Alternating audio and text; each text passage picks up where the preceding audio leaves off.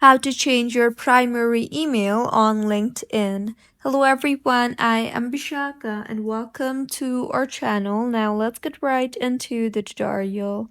Firstly, go ahead and open the LinkedIn application on your device and make sure you are signed in. Now, tap on your profile icon on the top left of your screen and then tap on the settings option at the bottom. You will then see the option for sign in and security. Tap on that and then tap on the email address. Here, as you can see, there is no option to change your primary email directly. However, you can add a secondary email to your LinkedIn profile. So tap on the add email address option and then go ahead and enter your new email address and then enter the LinkedIn password and finally tap on the submit button.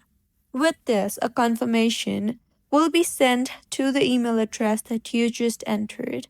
So open the confirmation link to verify and add the email address to your LinkedIn profile.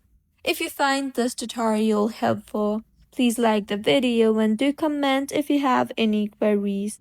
Also, do subscribe to our channel for more helpful tutorials like this. See you on the next one.